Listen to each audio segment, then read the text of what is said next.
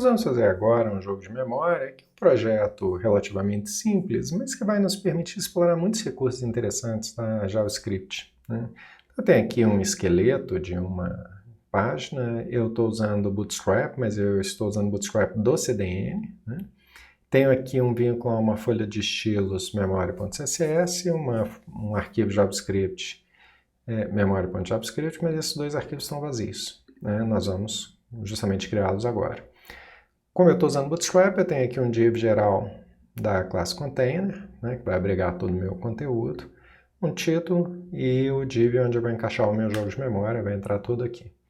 Nós vamos fazer um jogo de memória com 16 cartas, pedras, peças, como preferir. Eu vou chamar de carta porque normalmente a gente lembra de baralho, né? Então, nós vamos criar aqui um jogo de memória com 16 cartas, tá? E vou criar o espaço para encaixar todas as imagens dessas cartas aqui. Vou criar um div para essas imagens, que vai ser diferente do espaço para os outros mecanismos de interação, né? Por exemplo, eu vou precisar criar um botão para iniciar o jogo, talvez algum display, alguma coisa assim. Aqui é só a parte da matriz 16 de 4x4 para encaixar as minhas imagens. Então a gente vai criar aqui 4 linhas, e para cada linha eu vou ter 4 colunas. Então eu vou até colocar aqui col3, né, para já dar largura.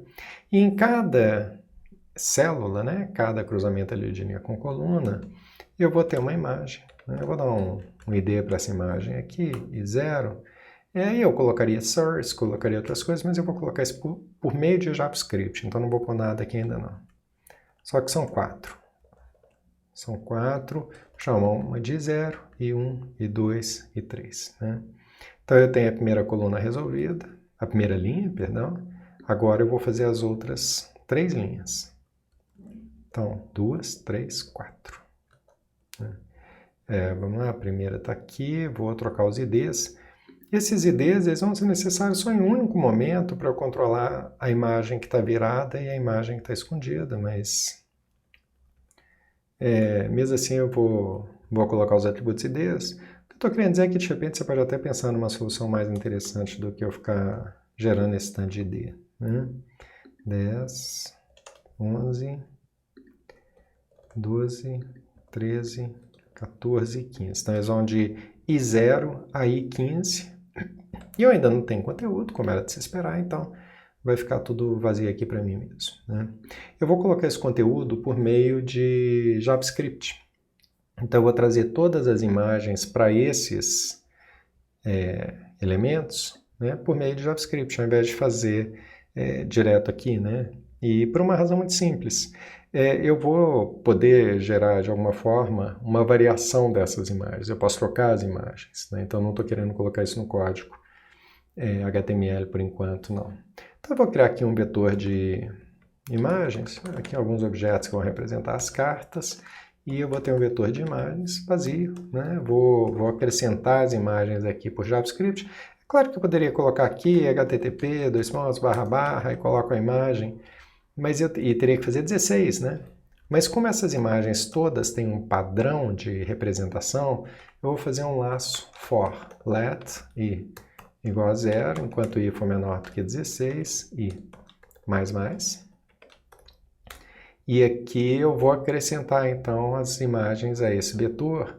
E nós vamos trabalhar aqui com as imagens de um site chamado pixam.photos. Tá?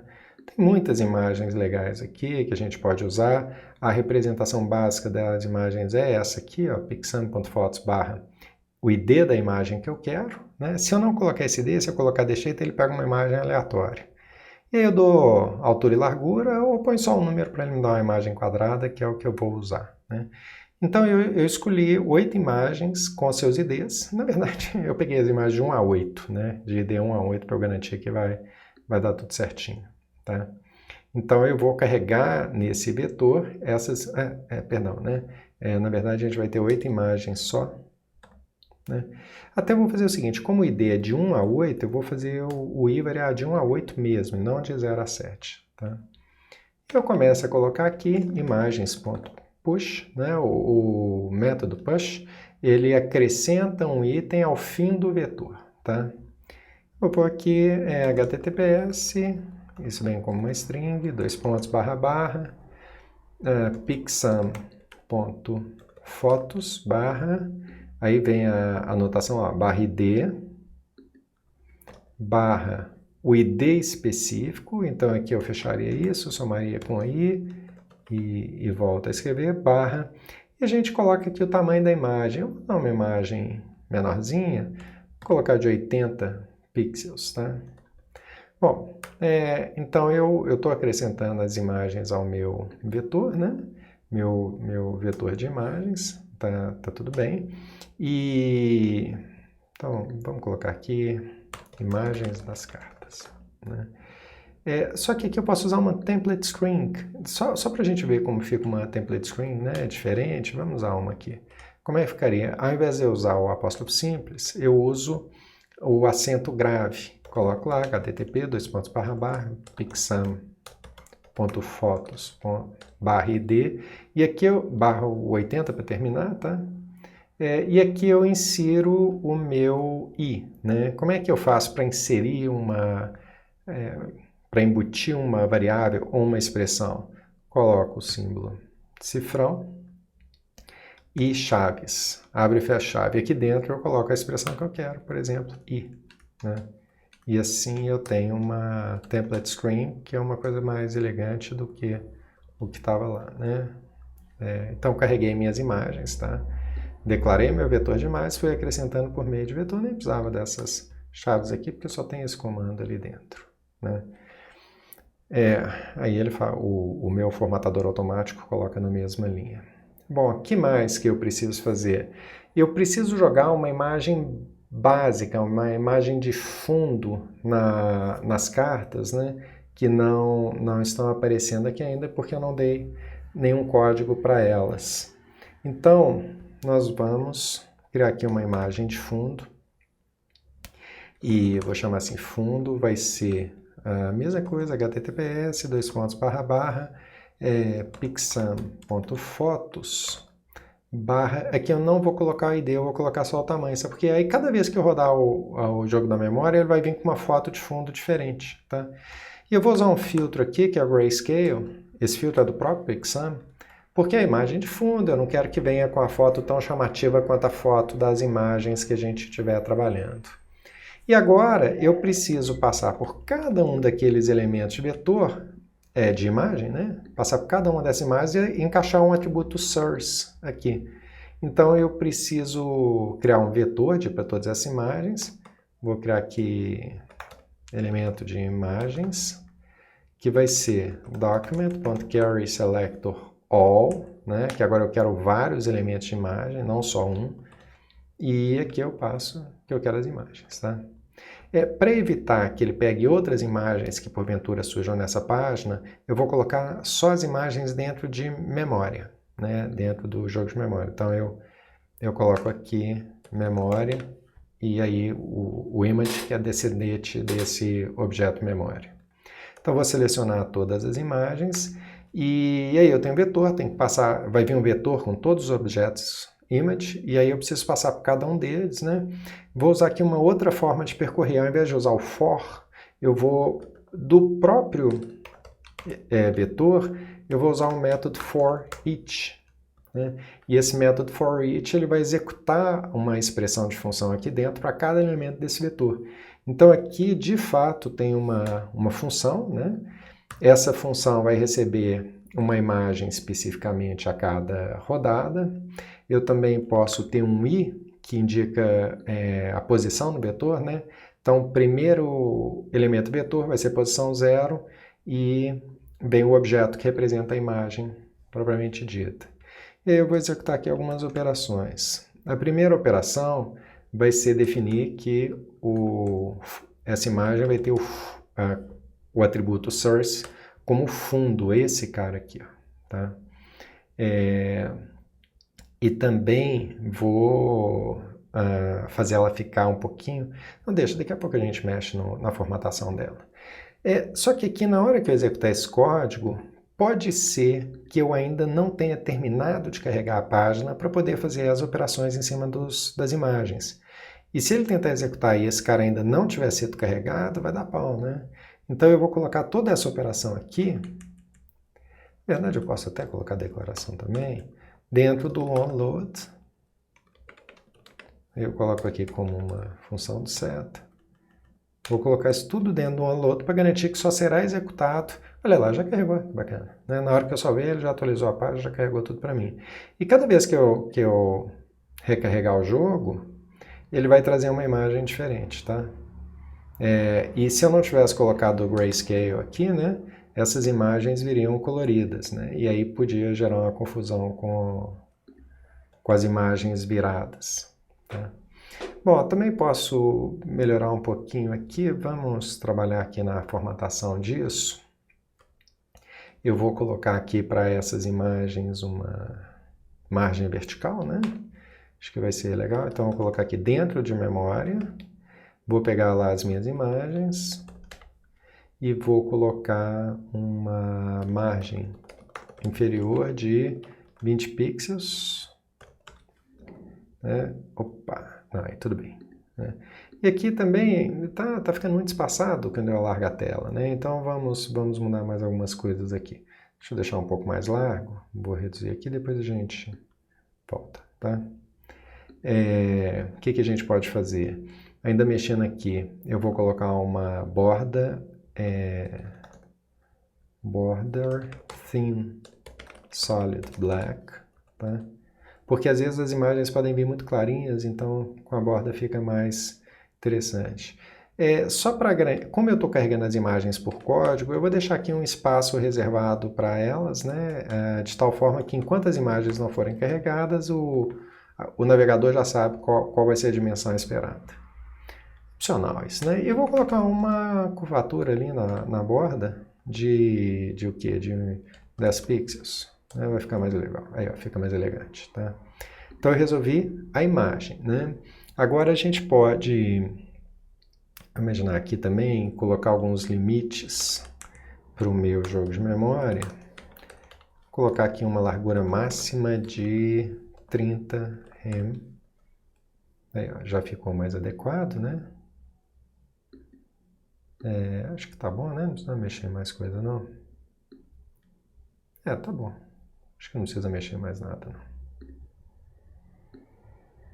Então, já tem aqui minhas cartas com espaçamento legal, né? Tudo resolvido. E o que mais que eu posso fazer? Bom, vou então agora começar a gerar o comportamento dessas cartas, né? O que acontece quando eu clico nela, quando eu faço alguma coisa. Bom, voltando aqui ao nosso tratamento de cada elemento do vetor, veja, quando eu clicar numa carta, eu tenho que saber que carta que eu cliquei, né? Eu vou associar um evento a ela, mas eu tenho que saber que carta que eu cliquei. E nesse caso, eu não tenho muito como identificar, porque se eu olho para esses elementos, eu vou ter pelo menos duas imagens iguais, né? Na hora que eu virar. E aqui o ID não vai ser suficiente para dizer qual imagem está em cada elemento, certo? Mas então como é que eu vou saber qual que é o cara que eu cliquei? Quando eu clicar nesse, quando eu clicar nesse, eu posso pegar o ID dele, tudo bem, mas eu prefiro trabalhar com valor numérico. Então eu preciso criar um atributo aqui como se fosse assim, valor. O valor desse aqui vai ser 0, o valor desse aqui vai ser 1, tá? Eu não vou fazer como matriz, eu vou fazer como vetor, porque toda a minha operação aqui ela vai considerar vetor. A disposição vai ser na forma matricial, mas aqui eu tenho o valor 0, 1, 2, 3, 4, 5, 6, 7, 8, 9, 10, 11, 12, 13, 14, 15. Então é como se fosse um vetor, algo linear, né? E aí eu vou colocando esse valor para cada um deles. Mas não existe esse atributo valor. A especificação da HTML diz que se eu quiser criar atributos pessoais que não gerem problemas de validação, eu devo colocar sempre o prefixo data. Data, valor, data, valor, data, valor, tá? Data qualquer coisa, eu posso colocar data, nome, data, qualquer atributo personalizada, eu uso data alguma coisa, né? Só que, como eu já estou colocando até o source de forma programática, né, por meio de programação, eu vou colocar esses caras aqui também, tá? Então, eu vou colocar assim, image.setAttribute, estou criando um novo atributo, data, valor, e vou usar esse i aqui. Então, o primeiro elemento vai ter valor 0, o segundo valor 1, valor 2, valor 3, e por aí vai. Que mais? Eu vou, para evitar que essas imagens briguem com a imagem das fotos, eu vou diminuir a opacidade delas, né? Quer dizer, eu vou torná-las transparentes, mais transparentes. Então, é o objeto.style, para eu trabalhar com os atributos CSS, .opacity. A opacidade 1 quer dizer 100% visível. Vou colocar aqui ó, bem fraquinho, bem clarinho, para não brigar com a imagem correta, né? Então, tá bem clarinho mesmo, né? Talvez até aqui 1.4, quem sabe. Tá bom, né? Só para ter um fundo mais interessante. Então, tá pronto, já tem as minhas imagens de fundo carregadas, tá vendo aí, né? Tudo bem. Então agora falta acontecer alguma coisa aqui, né? Quando eu clicar na imagem, quando eu fizer alguma coisa. E a gente pode começar a programar os eventos de cada um desses botões, tá? Veja, tem hora que essas imagens vão ser clicáveis, tem horas que elas não vão ser clicáveis. E eu preciso fazer uma coisa ainda mais importante, eu preciso embaralhar. Toda vez que eu for começar o jogo, eu preciso embaralhar as cartas, né? Então, o que eu vou fazer? Eu vou criar mais uma linha aqui embaixo. Aqui termina um row, mas eu estou dentro do div de imagens, termina um row, estou dentro do div de imagens, isso. Então, eu pulo mais um. Se eu não estiver fazendo confusão, vai ser aqui em que eu vou ter um rodapé do meu jogo de memória.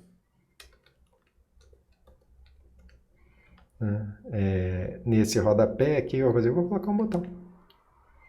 Esse botão vai ser aquilo que o usuário vai clicar para iniciar o jogo, né? Vamos dizer aqui que é um row também. Class igual row. E aqui dentro eu vou colocar um div class igual a call, né?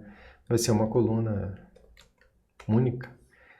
E aqui eu ponho meu botão. Button, ID igual botão de início. Type igual a button, como Bootstrap Page.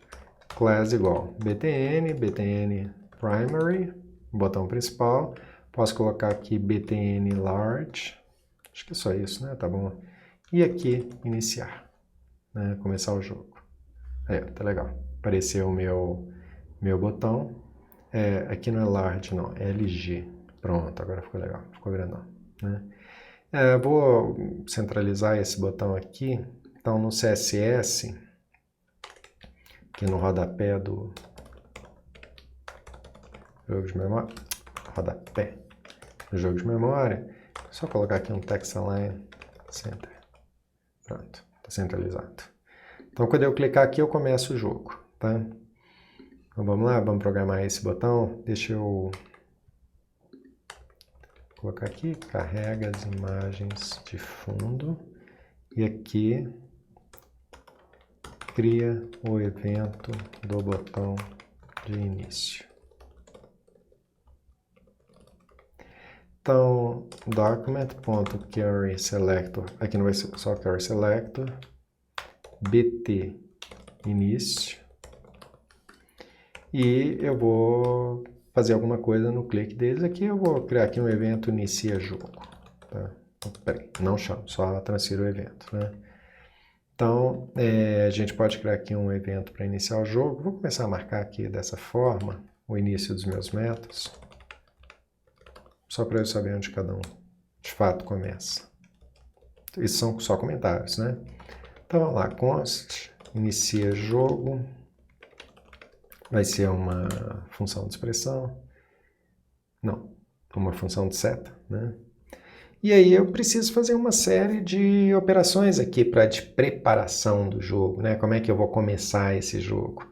E a primeira operação que eu vou ter que fazer aqui é embaralhar as cartas. O problema é qual é a posição dessas cartas para que eu possa embaralhá-las, né? Como é que eu não tenho nem posição definida para nenhuma das imagens, como é que eu vou embaralhar? Eu tenho 8 imagens e eu tenho 15 objetos image, mas eu não tenho uma distribuição. Vou criar aqui um vetor que a gente vai chamar de posições. Aqui é como se a gente já estivesse criando o estado do jogo, tá? Estou criando elementos para representar o estado do jogo. Então, eu vou dizer aqui, ó, eu tenho 16 imagens, eu vou criar aqui um vetor de cartas e vou dizer qual é a carta que está em cada uma dessas imagens. Eu vou criar aqui na mão 1, 2, 3, 4, 5, 6, 7, 7, 8. E daqui a pouco eu embaralho. O que eu estou fazendo? Estou fazendo pares da carta 1, par da carta 2, par da carta 3, par da carta 4, par da carta 5, 6, 7, 8. Né? Esses pares é que vão ser usados para eu estabelecer a correspondência. Eu cliquei na carta certa? Não, né? E esse vetor que vai me dizer isso. Tá? Qual que é a carta que está nas casas? 0, 1, 2, 3, 4, 5, 6, 7, 8. Qual que é a imagem que está na carta? 0, 1, 2, 3, 4, 5. Por aí vai. Então, eu preciso embaralhar esse vetor, porque senão vai ser sempre essa com essa, essa com essa, essa com essa, essa com essa, né? Então, eu preciso embaralhar isso. O embaralhamento de vetor pode ser feito de um tanto de jeito diferente, né? Eu vou usar aqui uma função bem simples, bem tranquilinha mesmo, e que já é suficientemente interessante já gera um resultado razoável, né? Então, o que eu vou fazer? Eu vou percorrer cada um desses elementos, primeiro esse, depois esse, depois esse, depois esse. Quando eu pegar um desse, eu vou trocar com outro qualquer. Vou sortear um e troco de lugar com ele. Depois eu passo para cá, sorteio um, troco de lugar com ele. Passo para cá, sorteio qualquer um e troco de lugar com ele. Quando eu chegar lá no fim, eu já terei trocado todo mundo de lugar, né? Então vamos fazer isso. Eu vou criar aqui um laço passando por cada uma dessas posições do vetor cartas, tá? Então, enquanto i for menor do que cartas.length e mais. E aí, para cada uma delas, eu vou fazer essa troca de posição, né? Então, eu vou pegar aqui uma variável p, que vai ser assim. Vamos dar uma olhada aqui. Eu tenho aqui MDN, JavaScript, Math. Eu tenho uma biblioteca de operações matemáticas na JavaScript, é um dos recursos nativos, e eu tenho muitas operações matemáticas aqui. Algumas constantes, né? Até pi está aqui, e muitas operações matemáticas que eu posso fazer, tá? Uma dessas operações matemáticas é a random, que me retorna um número aleatório. Um número aleatório é um valor sorteado, né? Entre 0 e 1. Tá? O 0 faz parte, 1 não faz. Então, esse número ele vai ser, de fato, entre 0.0000000 a 0.9999999. Então, ele nunca chega a 1, propriamente dito. Então, o que eu vou fazer? Eu vou sortear um número, math.random, e vou multiplicar esse número pela quantidade de cartas que eu tenho, de posições, né, que eu tenho, tá? E aqui ele vai me dar, então, um valor entre 0.00000 até 15.99999. Na verdade, é 14.9999. Tá? Não, eu estou multiplicando por cartas.length é 16, né? Então é 15.9999. E aí, a partir desses números, então vai de lá até aqui, tá? Essa faixa. A partir daí, o que eu vou fazer? Eu vou só cortar as casas decimais para eu ter um número de 0 a 15, tá? Só isso. Então, o resultado dessa expressão, eu vou cortar a casa decimal e ele vai me retornar algo entre 0 a 15. E aí eu tenho duas opções para fazer isso. Uma é usar o floor. O floor é um arredondamento para baixo, tá? Então, ele vai arredondar um número qualquer para baixo. Então, aqui, ó, 45.95 vira 45. E ali, se ele pegar um número negativo, ele arredonda para baixo também. Qual que é o abaixo de menos 45,95?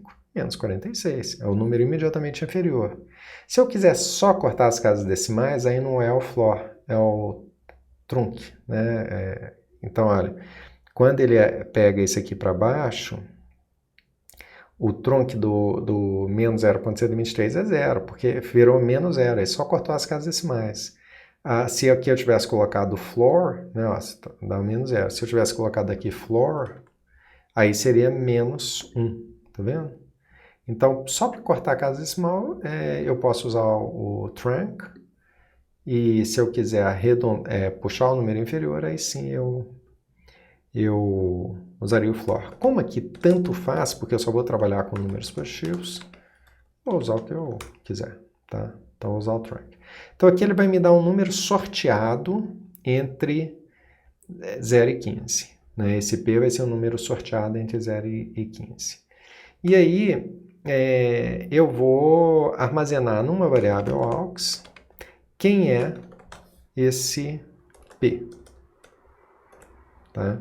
Então, eu vou pegar um número aleatório dali da frente. E vou trocar de lugar com I. Então, eu faço cartas P recebe cartas I e cartas I recebe aux. Fiz uma rotina bem simples aqui de troca de posição de dois elementos. Né?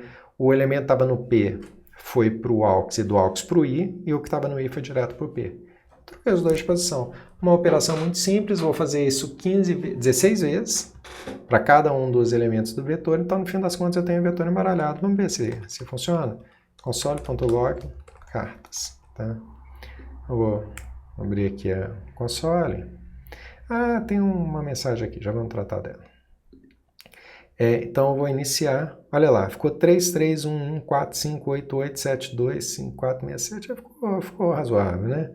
Vamos embaralhar de novo. 4, 3, 4, 1, 7, 6, 5, já. Essas outras aqui já estão ficando melhores. Tá vendo? Algumas vezes sai par, aqui não tem um par de 1 aqui, 8, 8 na frente, mas é aleatório, né? Tá vendo? Cada vez que eu executar, ele gera uma sequência diferente para mim. Bom, vamos dar uma olhada nisso aqui. O que está acontecendo? Eu estou importando uma imagem de um recurso externo. Isso aqui, às vezes, dá problema de usar recursos externos, e ele precisa de algum mecanismo para dizer que você está seguro, né? Então, o que nós vamos fazer? Aqui nas imagens, a gente vai acrescentar um atributo chamado cross origin, né? Que é uma origem cruzada. Eu vou colocar esse valor aqui, ó, anonymous. Né? E vou copiar isso aqui para todas as imagens.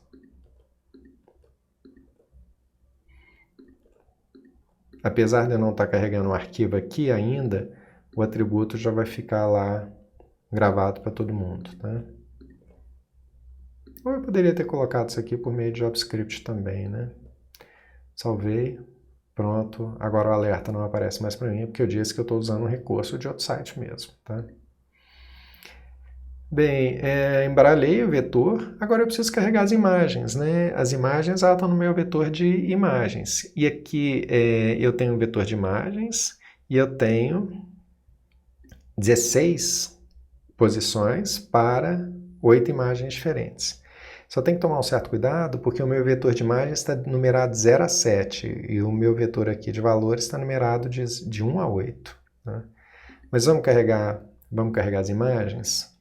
Então, aqui primeiro eu vou embaralhar as cartas, agora eu vou carregar essas imagens. Na verdade, não vou carregar ainda não. Eu vou deixar para fazer isso na hora que eu clicar. Na hora que eu clicar, eu mostro a imagem apropriada, tá? Então, não vou fazer isso ainda não.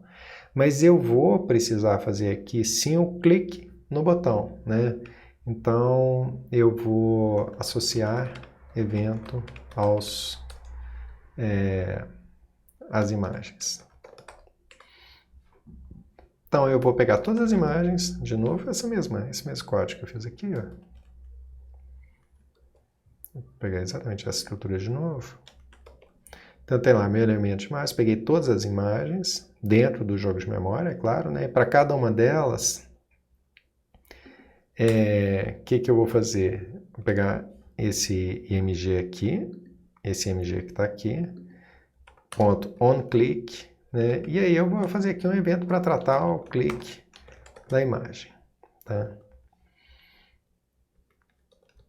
Então eu vou começar a programar o que vai acontecer quando eu clicar numa imagem, né? Eu preciso ter um evento aqui. Eu vou colocar aqui, que agora eu vou processar o clique na imagem, tá? Então, vou ter uma função trata clique imagem.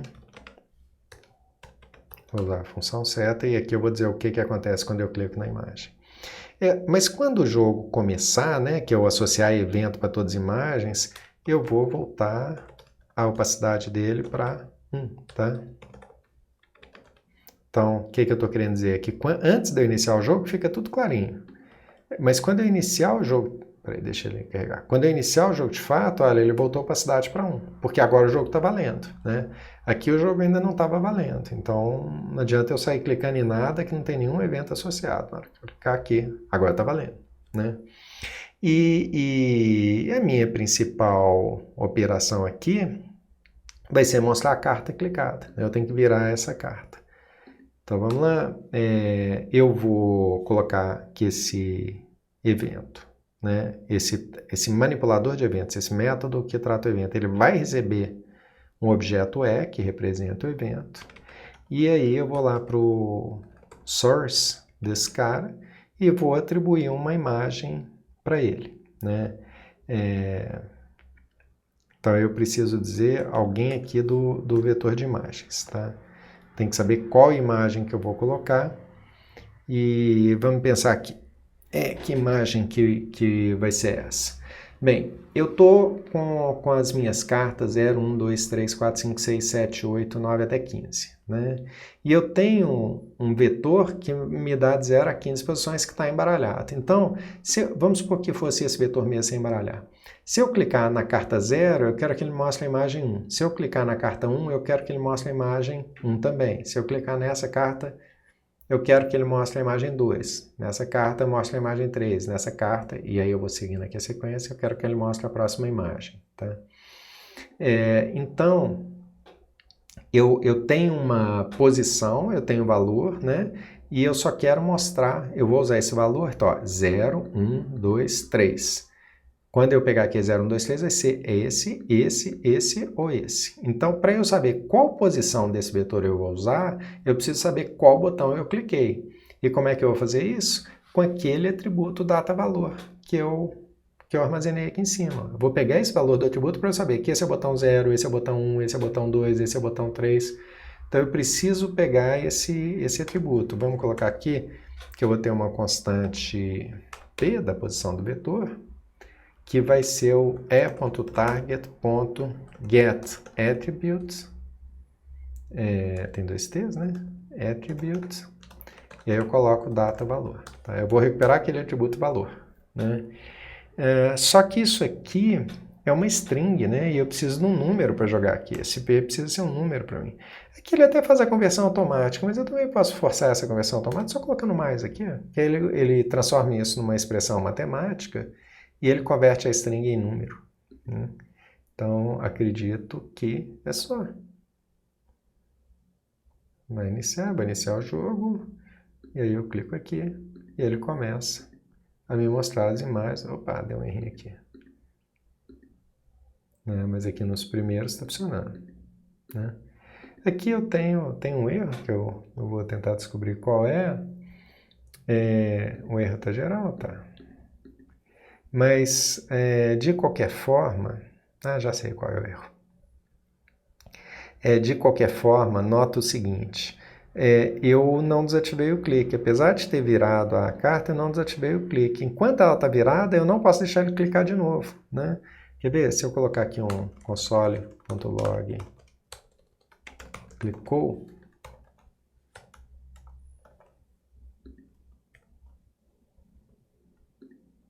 Ó, clicou, virou a imagem. Mas ele continua aceitando o clicou, tá vendo? Eu tenho que travar esse evento. né? Não posso deixar ele ficar clicando o tempo todo. Então, quando ele clicar, o que eu vou fazer? target.onClick é igual a null. Eu vou tirar o evento. Trata clique imagem do botão, né? Então, vamos ver o que está dando errado aqui. Eu estou pegando aqui o data valor, né? E eu tenho que olhar esse cara aqui, não é nesse vetor não, é no vetor cartas, né? Porque o vetor cartas vai me dar uma imagem, certo? Vai me dar um número, que varia, a posição que eu recuperei no data valor, ela varia de 0 a 15. E eu estou usando esse 0 a 15 no vetor imagem, que só tem 8 elementos. Eu tenho que usar no vetor cartas. Bom, então, vou pegar aqui que eu vou usar esse P no vetor cartas, tá? Só que aí, ele vai me retornar, essa posição no vetor cartas, vai retornar um número de 1 a 8. Então, eu vou colocar aqui mais uma constante, que eu vou chamar de valor,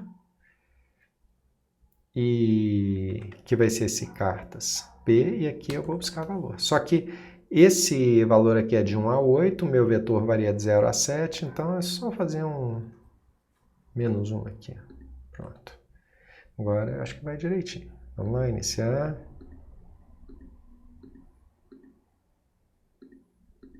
Aí, tudo funcionando, né? Estou aqui de dedos cruzados para não dar nada errado, mas beleza, funcionou. Com as MBS 16 imagens, pode ver que tem os pares aí certinhos. Essas são imagens muito parecidas intencionalmente, tá? Eu fui buscar imagens que fossem do mesmo pacote para gerar uma confusão visual mesmo, né? Senão fica muito fácil o jogo também. Então já está funcionando, já estou clicando, e eu preciso voltar essa carta, eu preciso esconder essa carta de novo, né? Se eu deixar a carta aberta, acabou o jogo, ele vai vendo tudo. Então depois que ele der o clique, eu preciso desvirar a carta.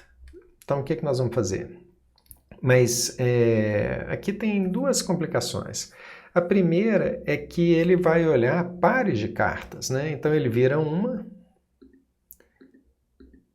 e depois ele vira outra. Se elas forem iguais, permanecem viradas. Se elas forem diferentes, ele deve voltar as duas para o fundo. Então vamos primeiro fazer aqui o tratamento de voltar as duas pro fundo, de voltar todas para o fundo, e a gente vai resolvendo aos poucos. Bom, voltar para o fundo eu tenho que dar pelo menos uns 2 segundos para o cara ver o que ele clicou, né? 1 segundo, 2, ou metade do caminho, 1,5.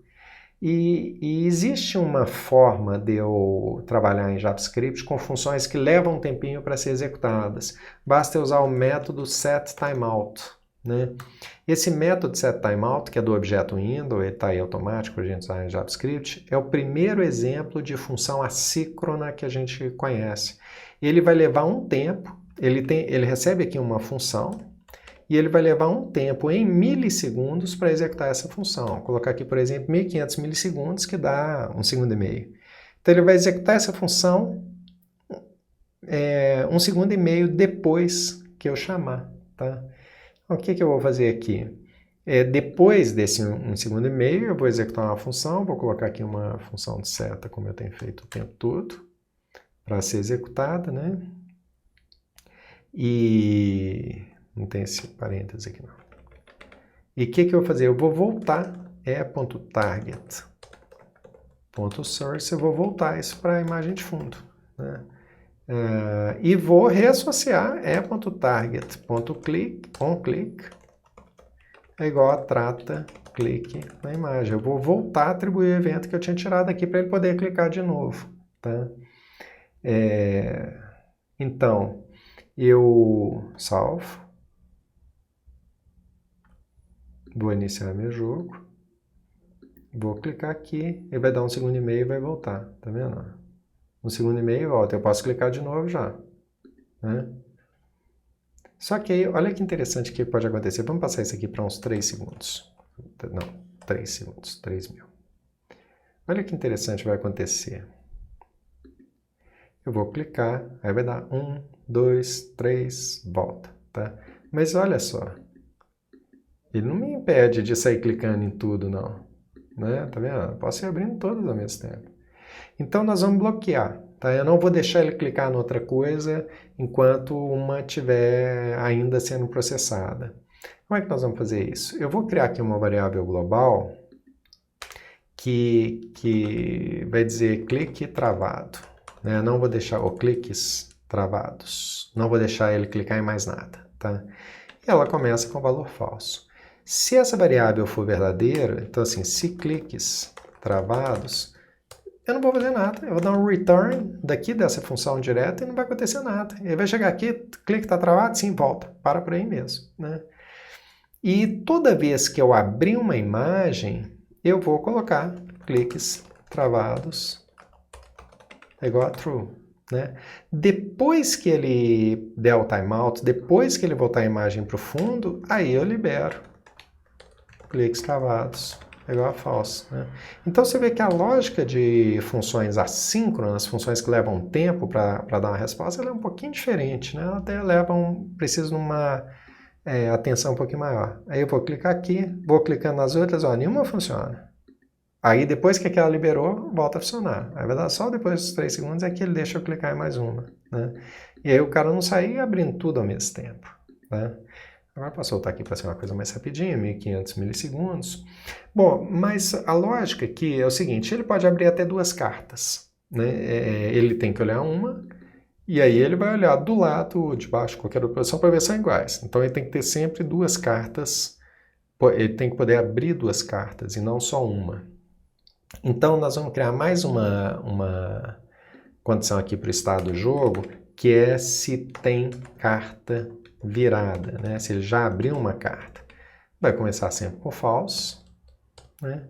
E também vou aproveitar aqui para armazenar mais 2 informações. A primeira, qual que é a posição da carta virada, e aí eu estou falando dessa posição, eu vou deixar -1 porque é um valor que não existe. Eu estou falando aqui 0, 1, 2, 3, 4, 5, 6, 7, 8, qual que é a carta que ele virou, porque depois eu vou precisar desvirar, e eu tenho que saber qual que é que eu tenho que desvirar. E também vou colocar aqui qual que é o valor da carta virada. Por valor, eu estou entendendo a imagem, né? Se é a imagem 1, 2, 3, 4, 5, 6, 7, 8.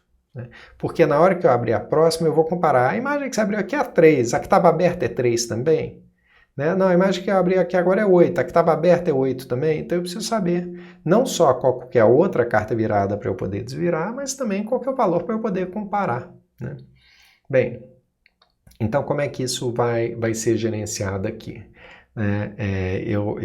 Até aqui está tudo bem, não preciso mexer em nada, mas se eu já tiver uma carta virada, não, vou fazer ao contrário, se não tem carta virada, se eu não tiver nenhuma carta, se essa é a primeira, né, como aconteceu aqui, ó, a primeira que está virando, então eu vou deixá-la aberta, eu vou manter essa carta aberta. E aí eu não vou travar clique não, porque tem que abrir mais uma, tá? Então se eu não tenho carta virada, o que eu vou fazer? Agora eu vou dizer que eu tenho. Então carta virada recebe true. Agora eu já tenho uma carta virada, tá? O que mais que eu vou fazer? Eu vou armazenar naquela variável da posição da carta virada. Qual é a carta virada? Então, essa posição está aqui no P, né? E vou armazenar o valor da carta virada, que está aqui para mim no valor, tá? Só isso, não preciso ver mais nada. Só armazenei, diz que tem uma carta virada e diz qual é a posição da carta, qual é o valor dessa carta. E se eu não tiver a carta virada? Se eu já tiver a carta virada, então agora eu só tenho as situações, eu tenho ou não tenho carta virada. Aí sim, eu preciso fazer algumas coisas a mais. Antes de eu travar o clique ainda também, eu vou ver se ele acertou. Se as cartas forem iguais, eu vou mantê-las viradas mesmo e beleza, pode tocar o barco, pode ir para o próximo, né? Então vamos testar aqui da seguinte forma. Se esse valor de agora, eu estou executando a função de novo, eu acabei de achar o valor da segunda carta. Se esse valor de agora for igual ao valor da carta virada, ao valor anterior, então ele acertou, eu não preciso fazer nada, né? Vou só dizer aqui que ele fez mais um ponto, né? Então eu preciso também criar aqui uma variável de pontos. Essa variável de pontos vai ser usada para eu ver se ele ganhou o jogo, né? Se ele já virou todas. Aí vamos fazer só mais uma coisa aqui, porque eu estou criando um tanto de variável de estado. E eu preciso, na hora que eu for inicializar meu jogo, eu preciso redefinir esse meu estado, né? Redefine o estado do jogo. Eu preciso reiniciar isso tudo aqui, tá? Cliques virados falsos, só não tenho letra porque elas já foram declaradas lá em cima. Tem carta virada falsa, eu preciso reiniciar todo o jogo, todo o estado do jogo. Né? Então, reinicia o estado do jogo.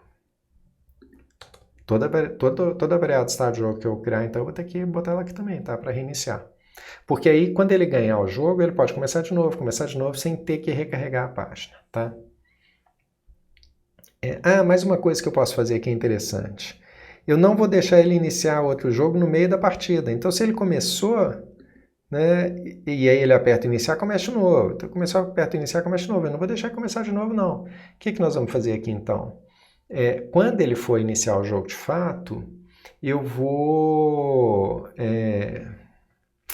bloquear o botão, né? Não vou deixar ele clicar nesse botão, não, tá? Então, eu vou colocar aqui ajusta a interface. Então, document.carrySelector, esse é o BT início, ponto disabled é igual a true, né? O atributo de desabilitar o botão. Então, olha lá. Ficou clarinho, agora não adianta eu clicar aqui mais não, que não funciona, tá? Só posso clicar nas cartas. E aí, quando ele fizer 8 pontos, então vamos colocar aqui, ó, né? Se ele fizer pontos igual a 8, se ele acertou 8 pares, eu vou ter que voltar esse botão. Então, document.carrySelector BT início, ponto disabled, igual a false. Tá? Se ele fizer, então eu estou somando os pontos aqui, se ele fizer 8, eu volto o botão para ele, né? E está quase acabando, né? Falta pouca coisa agora para a gente fazer isso operar. Então, ó, já defini se as cartas forem iguais, não tem que fazer mais nada, só aumentei a variável pontos. Elas vão ficar as duas, vão continuar viradas. Agora, se as cartas não forem iguais, eu tenho que desvirar as duas, né? Eu tenho que voltar as duas para o início. E é exatamente aqui que eu vou dar 1,5 segundos para ele pensar. Opa, peraí que eu fui lá para cima. Aqui, né? Nós estamos aqui, ó. É aqui que eu tenho que dar 1,5 minutos para ele olhar a imagem, e é aqui também que eu vou travar o clique, né? Então, assim, enquanto ele estiver vendo as duas imagens, ele não pode clicar mais nenhuma, só depois que elas forem escondidas que ele vai poder ver a imagem de novo, tá? E aqui eu tenho também que desfazer a imagem, desvirar a imagem da primeira carta. Então aqui eu estou desvirando a segunda carta, eu preciso desvirar a primeira. Como é que seria isso? Eu vou fazer, pegar aqui a imagem, let Media igual document.carrySelector, e aí eu vou pegar a imagem dentro do jogo de memória, porque eu posso ter outras coisas. Não deveria ter nada de ideia semelhante, né? E aqui mais quem? Então, o valor que indica para mim a imagem, né? A carta que está virada, é essa variável, a posição da carta virada, tá? Então, esse é um número, né? Vai ficar I0, I1, I2, I3, alguma coisa assim. Depois que eu selecionar essa imagem, eu vou trocar o fundo dela. Eu vou trocar a imagem, se a fonte dela para o fundo, e vou restabelecer o evento, para ele poder clicar nela de novo. Tá? Aí eu faço cliques salvados igual a falso. E, infelizmente, isso não vai funcionar. Né? Deixa eu até colocar um intervalo de tempo um pouquinho maior aqui. Vamos lá, salvei. Aqui eu vou iniciar meu jogo, aí já melhorou a opacidade de todo mundo, né? Vou clicar aqui nesse. Ó, ficou, tá vendo? Ó, não vai voltar enquanto eu não clicar numa segunda. Cliquei na segunda, elas são diferentes. E ele voltou numa boa. Pô, não era para ter voltado, tá? Ó, aqui, ó. Não tá funcionando direitinho, só tá... Ele ficou. Ele não desvirou essa carta. Era isso que eu queria mostrar. Tá vendo? Não deu certo não, velho. aquela lá ficou virada. E ela não tem relação nenhuma. E agora está ferrando tudo, porque eu não desfiz a imagem. Então, deixa eu explicar aqui o que está acontecendo. Olha que coisa interessante. Tá vendo essa operação? Na verdade, deixa eu reforçar aqui um outro ponto antes de mostrar isso, porque ele vai ser mais evidente, tá? Esse problema vai ser mais evidente. Vamos lá. Se eu acertar as cartas, você concorda comigo que eu não tenho mais carta virada, nem valor de carta virada? Né? Se eu acertar. E se eu errar também, eu não tenho mais carta virada, porque as duas vão desvirar. Então, o que eu vou fazer aqui? Eu vou zerar o estado. Tem carta virada? Falso. Se ele acertar ou se ele errar, acabou. Aquele par já foi. Não tem mais um par para ele comparar. Posição da carta virada é nula, menos 1. E valor da carta virada, 0. Né? Ou poderia ser menos 1 também. Tá?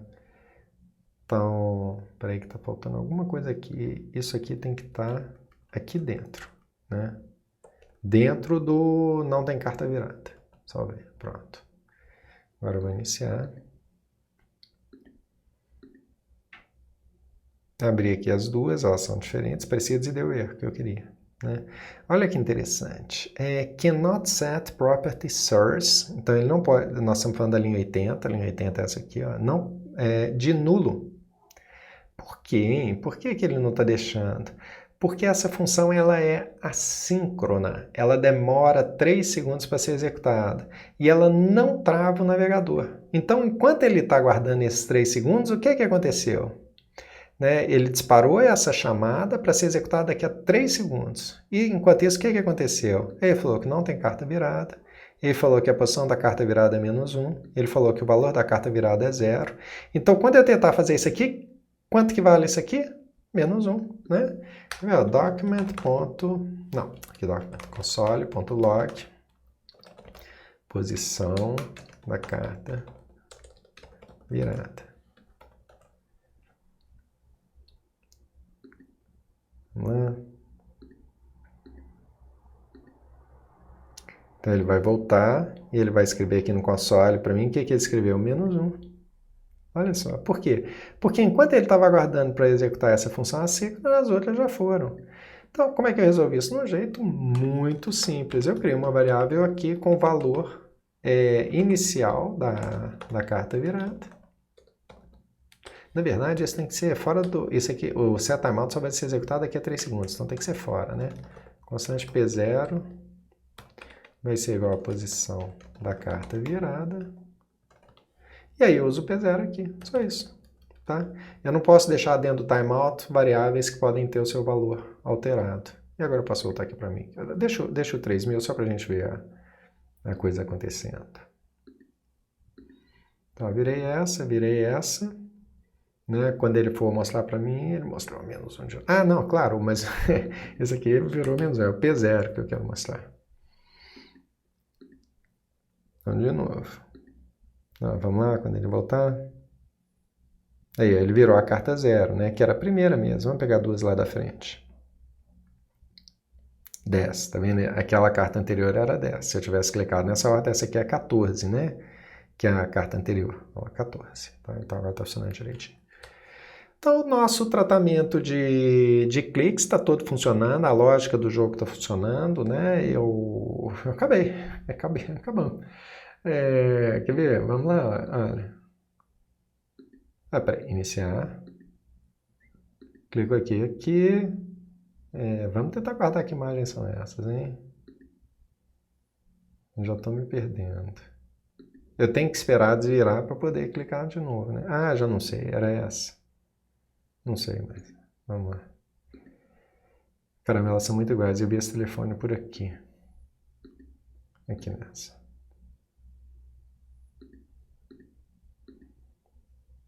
Não lembro. Essa eu vi, acho que é aqui. Ah, sim. Eu vou começar de novo, mas esse tempo aqui está ridiculamente grande. Pronto. 3 segundos para olhar a carta, não dá não. Uma desculpa porque estava muito difícil.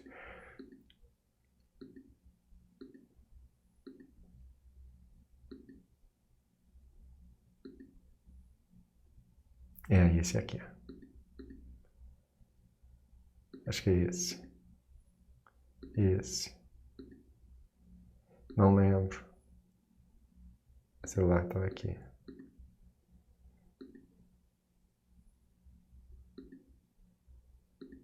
Acabou de passar. Esse. E aí, ganhei! E o botão iniciar foi reativado, né? Mas pouco feedback visual, não foi? A gente pode fazer umas coisas mais interessantes aqui.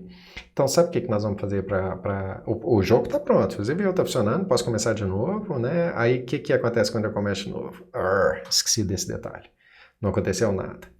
Bom, faz parte porque a gente vai atualizando as coisas aos poucos e depois volta, esquece de fazer algumas reinicializações, né? Bem, o que está acontecendo aqui? Eu tô reiniciando o estado da minha aplicação, mas eu não estou, nesse associar eventos e imagens aqui, eu preciso voltar as minhas imagens para ser a imagem de fundo. Cada uma delas, source vai ser igual a fundo, tá? E então aí eu resolvo meu problema, né? Você me dá aqui a chance de fazer de novo?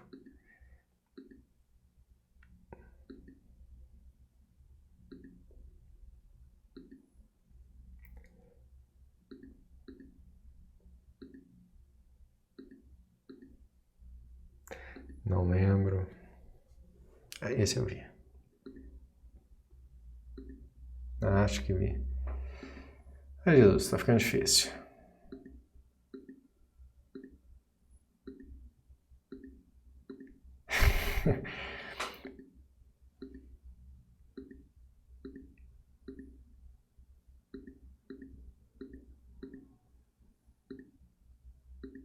Esse aqui é um dublador, eu tô distraído.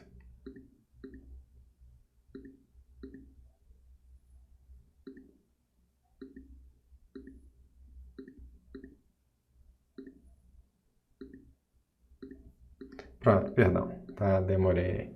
Agora eu vou iniciar de novo. E ele virou. Carregou um novo fundo, né? Mas desvirou tudo, eu posso começar de novo, não vou. Então o que nós vamos fazer aqui agora para completar o nosso jogo? Nós vamos criar um timer, um controlador de tempo, né? Para que isso fique mais interessante. Então eu venho aqui no meu HTML, fora do vetor de imagens, e eu vou colocar aqui mais uma linha, div class igual a role, dentro dela um div class igual a col, e aí eu vou usar a coluna inteira, né? E aqui dentro E aqui dentro eu vou colocar um parágrafo que eu vou colocar meu timer, tá? Posso até deixar aqui um valor padrão e aí já apareceu ali. Tá feinho, mas tá ali, né? Então vamos aqui para o CSS.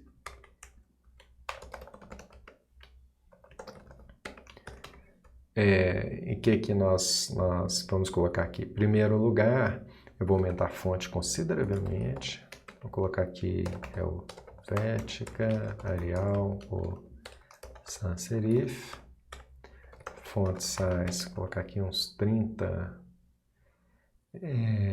até mais, 36 pontos. Font weight, 2 pontos, bold. Centralizar. E vou colocar um fundo cinza clarinho, background color light gray. Aí, pronto, legal. Também vamos fazer aqui uma pequena borda arredondada. Vou botar aqui também 10 pixels. Aí, pronto, esse é o meu display de tempo, tá? Meu controlador de tempo. Então, como é que nós vamos trabalhar? Na hora que eu iniciar o jogo, então na hora que eu clicar aqui no início, eu vou pegar esse display e aí ele vai começar a marcar o tempo. Então, vou pegar meu timer e vou mudar o estilo do fundo, background color, para orange. Então, na hora que eu clicar aqui no início, ele vai começar a marcar o tempo, mas ele muda ali para ficar bem visível. E na hora que o sujeito ganhar, aqui, document.carrySelector, meu timer, .style, .background color. Nós vamos passar aqui para um light, não tem aqui, ó, light green, né, para ficar um verdinho claro, mostrando que ele ganhou, né, muda a cor ali também, tá? Tô mudando a cor, vai funcionar, mas eu preciso jogar um contador de tempo aí, né? Eu preciso fazer essa coisa sair andando, alterando o tempo todo. O que nós vamos fazer? Eu vou criar esse timer, e para isso eu preciso de outra função assíncrona, né? Então vamos aqui, a gente vem aqui no MDN, a gente vai colocar setInterval.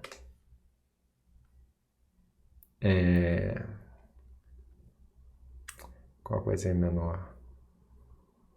Peraí, deixa eu fazer uma busca direta no Google. MDN, JavaScript, setInterval. Isso, é só porque eu criei essa página aqui e essa busca foi mais rápida. Então, aqui ele fala de timeouts e de intervalos. Basicamente, ele está falando do setTimeout, que nós já vimos, executa um bloco uma vez, depois de um determinado tempo. O setInterval executa o bloco específico repetidamente, várias vezes. A cada intervalo de tempo, ele repete a execução.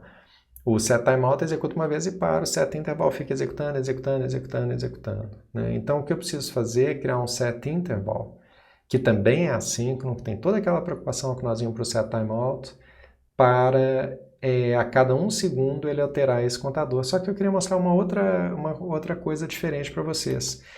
Eu vou criar isso como uma classe. Né? Nós vamos criar um objeto do tipo timer. Eu posso ter quantos timers eu quiser no meu jogo, né? Eu poderia ter a criação de vários timers simultâneos. Então eu vou usar uma função construtora de classe. Essa função construtora ela tem como objetivo retornar um objeto dessa classe, né? Então para eu criar alguma coisa aqui eu vou criar lá um const tempo, vai ser igual a new timer, tá? E aí ele vai criar um novo objeto para mim usando essa função construtora. Nesse caso aqui eu vou até passar uma string dizendo qual é o objeto da página, que aqui eu estou chamando de timer, ó, o id timer, qual é o objeto da página que deve conter o número, tá? Então ele vai receber aqui um elemento e eu vou armazenar aqui em this.element igual a tá? Só para armazenar esse elemento, esse objeto timer, porque toda vez que eu precisar fazer alteração, eu vou fazer document.carrySelector this.element, né, que vai conter aquele id timer, e aí eu faço inner HTML receber alguma coisa, né? Vai receber o conteúdo da nova hora, né, do novo tempo, desculpa. Bom, então o que mais que eu preciso aqui? Eu preciso de uma variável para controlar o tempo mesmo. Time, 0, né? Começa com 0, mas vai controlar o tempo. Eu preciso de um método start para iniciar o meu contador e eu preciso de um método stop para parar o meu contador, né? Então, esse método start, o que ele vai fazer? Ele vai estabelecer esse setInterval e aí ele vai dizer qual é a função que eu vou executar aqui dentro, já vamos escrever essa função, a cada 1000 milissegundos, tá? E uma vez que se executar, eu preciso aqui fazer o clearInterval. No método stop, eu vou fazer a chamada do clearInterval para ele parar o contador. Mas eu preciso dizer qual contador que eu vou parar, né? E aqui eu não disse. Então o que eu vou fazer? Eu vou criar mais uma variável aqui, this.control, de controle, inicialmente nulo. E quando eu criar o setInterval, eu vou fazer uma referência para esse controle. Olha só, Então ele vai executar uma função e vai armazenar um vínculo a essa função nesse this.control. Quando eu fizer o clear interval, eu passo o this.control para ele parar. Tá? É assim a sintaxe, né? A gente pode olhar aqui na função, e ele aqui, ó, set interval, ele vai dizer exatamente isso. Eu crio alguma referência para depois eu poder chamar o clear dela, né? E aqui eu ainda preciso, talvez, fazer esse this.control igual a null, para não deixar nenhuma referência suja, né? E preciso fazer a operação que vai acontecer aqui no set interval, a cada 1000 milissegundos ou 1 segundo. Primeira coisa, então, this.time mais, passou mais 1 segundo, né? E aí eu quero apresentar isso aqui, que eu vou colocar essa atualização, né? Que vai ser do this.time. Só que eu não quero um número inteiro, eu quero fazer isso formatadinho como horas. Então, vamos fazer o seguinte, em primeiro lugar, vamos converter isso para esse formato, minutos e segundos. Então, eu vou criar aqui minutos, que vai ser this.time barra 60. Dividindo por 60, ele vai me dar um número fracionário, mas aí a gente já viu que eu posso jogar fora as casas decimais. Pronto. Então, eu fiz a divisão inteira, né? E o resto dessa divisão vai ser os segundos. Então, vou fazer aqui com seconds é igual a this.time módulo 60. Esse operador percentual é o resto da divisão. O resto da divisão diz por 60. O valor da divisão, o quociente, vai ser o número inteiro de minutos e aqui os segundos. E pronto, né? Já consigo mostrar, só que ao invés de mostrar this.time, o que eu vou fazer? Minutos mais 2 pontos, mais, eu estava usando tudo em inglês aqui, né? Seconds, tá? Só tem uma coisinha que não vai ficar muito legal, né? De repente, se eu tiver valor baixo, ele pode escrever assim 3.2 e não 03.02, tá? Minutos e segundos, né? Então pode fazer uma coisa assim, ó, 13 minutos e 2 segundos. Fica feio, né? Então, o que nós vamos fazer? Nessa escrita aqui, antes de escrever os minutos, eu vou fazer um teste se minutos é menor do que 10. Se for, eu vou colocar aqui para interrogação, eu vou colocar aqui um 0 antes do minuto propriamente dito. Então, fica isso, mais os minutos, né? Mais os 2 pontos, mais a mesma coisa para segundos. Se seconds for menor do que 10, então eu encaixo um 0 a mais ali, se não, string vazia, mais. Pronto. Agora tá legal. Então, tem aí meu timer, posso criar quantos timers desse jeito eu quiser, vou jogar isso lá para cima, aqui na criação do estado de jogo também, tá? Então, estou criando um novo timer, aí fica tudo armazenado nessa variável tempo. Mas eu criei o timer, mas eu não iniciei o timer. Então, o que eu vou fazer? Quando eu iniciar o jogo, né, eu preciso... Deixa eu chamar isso aqui de uma coisa diferente, assim, timer do jogo, tá? Quando eu iniciar o jogo, eu vou fazer aqui, ó, timer do jogo.start. Vou iniciar o meu contador. E quando eu terminar o jogo, quando ele ganhar aqui, ó, eu vou fazer o stop para parar o tempo. Eu estou pensando aqui que na hora que eu iniciar o jogo, quando eu iniciar, eu tenho que zerar esse contador, né? Toda vez que eu reiniciar o jogo, seria bom que eu zerasse o contador. Eu posso fazer um reset, ou eu posso fazer um controle manual. O que seria melhor?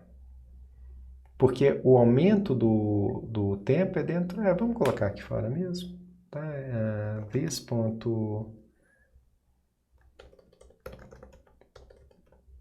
This.time recebe 0. Então ficou do lado de fora, né? Então toda vez que eu clicar no Start, ele zera o tempo, e aí ele dispara um intervalo de 1 em 1 segundo. Vou iniciar, ficou fundo laranja, está começando a marcar o tempo, né? Então a cada 1 segundo ele dispara essa função aqui dentro, ó. E o que ela faz? Aumenta o tempo e formata a string para mostrar, está correndo meu tempo, né? Então eu vou...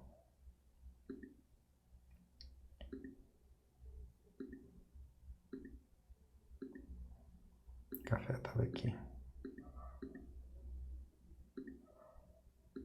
Acho que é esse. Não, nenhum dos dois.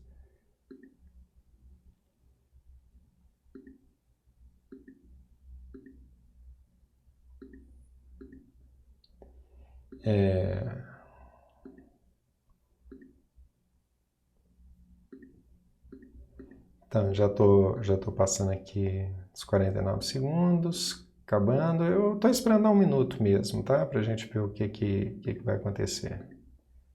Aí, só falta essas duas. Aí, beleza, virou direitinho, né?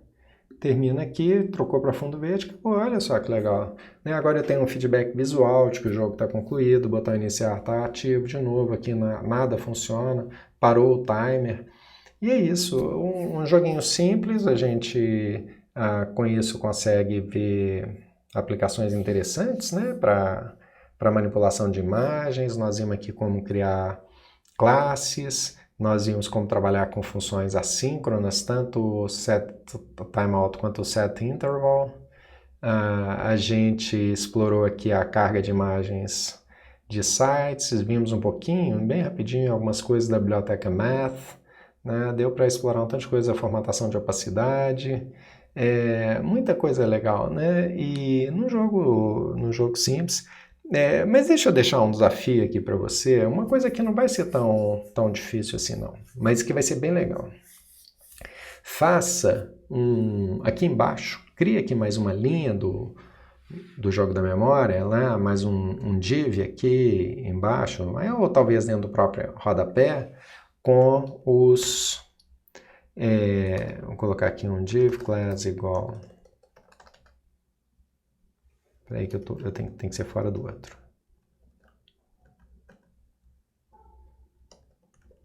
Div class igual a row. E dentro dele um div class igual a call. E aqui dentro, o que você pode fazer? Coloca um parágrafo que você vai chamar de scores. Ou talvez, quem sabe, não um parágrafo, mas uma lista. E vai encaixando um tanto de LI aqui com os tempos dos jogos. Cada vez que ele jogar, você vem cá e põe mais um LI. Só acrescentar um LI nesse scores, com o tempo jogado aqui, 1 minuto e 2 segundos. Aí você joga de novo outro tempo, né? E cada vez que você jogar, ele vai montando essa lista aqui de scores, né? Pode até botar aqui um H2, últimos tempos. E aí aqui você vai encaixando, joga aqui uma margem superior, MT2, pode reduzir isso aqui para um H4, MT-2, pronto. Agora até maior, né? 5, ficou muito, não, tá bom. E aí vai colocando aqui a lista dos últimos tempos do jogo. E outra coisa que você pode fazer aqui também, que é bem interessante, é o seguinte, você está vendo que aqui eu recuperei as imagens de 1 a 8, né? Bem especificamente as imagens de 1 a 8. Se a gente voltar aqui para o PicSum, você vai ver que na API ele tem esse cara aqui que é super legal, olha, tá vendo? Ele retorna um objeto JSON, né, que dá a lista de imagens que ele tem. Todas. Não, na verdade não, ele retorna de 30 em 30, né? Mas você pode aumentar isso aqui para vamos ver se eu consigo colocar aqui um limit. Então, vou colocar aqui limit igual 100. Então, agora ele me deu 100 imagens, tá vendo? Aí, desse vetor de 100 imagens, você vai ter várias ideias diferentes, aí de repente você sorteia. Sorteia aí, você vai ter 100 ideias diferentes, 100 objetos, faz um sorteio com aquele math.random que nós vimos, né? O meu math.random aqui está me dando um... Cadê o embaralho? Esse jogo está aqui. O meu math.random está me dando um valor entre 0 e 15. Você faz um valor entre 0 e 99 do seu vetor, né? É só multiplicar ali por 100, tá? E aí você vai sortear ali 8 imagens e para cada uma dessas imagens você pega o ID das 8 sorteadas. Depois que você fizer isso, ao invés de usar aqui, como eu fiz, né, o I, você vai ter que encaixar os IDs sorteados. Então, a cada vez que você rodar o jogo de memória, ele vai começar com imagens diferentes, né? Bom, estou pensando que você está aí curioso para ver como que pode melhorar o jogo. Essa é uma sugestão, tá bom? Então, obrigado pela atenção e espero que você tenha curtido o projeto.